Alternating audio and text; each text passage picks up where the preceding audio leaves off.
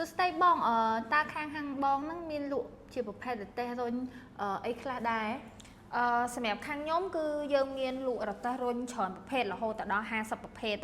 អញ្ចឹងគឺយើងមានលក់ជាប្រភេទរទេះរុញខ្នាតតូចប្រភេទរទេះរុញមានកថាក៏ដូចជាប្រភេទរទេះរុញខ្នាតធំចាហើយយើងក៏មានជាប្រភេទរទេះរុញដែលអាចមុជទឹកបាននៅលើហ្នឹងហើយក៏ដូចជាប្រភេទរទេះរុញប្រើអាគុយប្រភេទអូតូ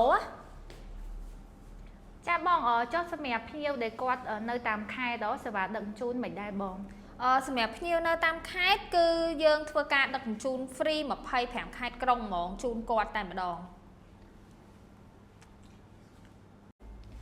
បងតែខ្ញុំចង់សួរថាមិនបានបងចាំបីលក់រទេះរុញច្រើនប្រភេទម៉េចនិយាយទៅគឺយើងលក់ទៅតាមតម្រូវការរបស់ភ្ញៀវអញ្ចឹងភ្ញៀវខ្លះគាត់ចង់បានជាប្រភេទខ្នាតតូចដែលអាចដាក់ទៅតាមឡានឬក៏យកទៅតាមខេត្តឬក៏មួយទៀតជាប្រភេទដែលអាចយកឡើងយន្តហោះបានហើយមានប្រភេទខ្លះទៀតគឺជាប្រភេទដែលអាចមុជទឹកបាននៅលើនឹងយើងមានជាប្រភេទកថាឬក៏អ្នកខ្លះគាត់ចង់បានជាប្រភេទខ្នាតធំឬក៏ប្រភេទខ្នាតធម្មតាអញ្ចឹងទៅហើយអ្នកខ្លះទៀតគាត់ចង់បានជាប្រភេទដែលងាយស្រួលប្រើប្រាស់ដែលអត់ចាំបាច់ឲ្យមានគេរុញអីទេគឺជាប្រភេទអូតូដែលគាត់អាចប្រើប្រាស់នៅក្នុងផ្ទះឬក៏នៅតាមបុរីអីបាន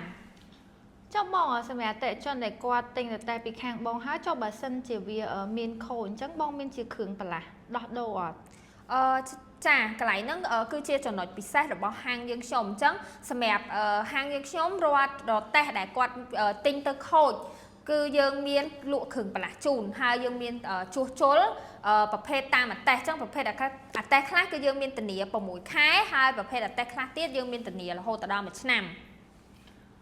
ចុះខ្ញុំលើថាខាងបងឥឡូវមានសេវាកម្មថ្មីហ៎បងចាអញ្ចឹងសម្រាប់សេវាកម្មថ្មីគឺយើងមាន2សេវាកម្មទី1គឺជាប្រភេទសេវាកម្មបង់រំលោះហើយប្រភេទមួយទៀតគឺជាសេវាកម្មជួលរទេះអញ្ចឹងសម្រាប់ការជួលរទេះគឺយើងមានការកំណត់ទៅលើម៉ូដរទេះដែលគាត់ចង់ជួលហើយសម្រាប់តម្លៃគឺសមរម្យគាត់អាចធ្វើការជួលបានរយៈពេលតាមដែលគាត់ចង់ជួល3 4 5ថ្ងៃតាមដែលគាត់ចង់ជួលអញ្ចឹងទៅចា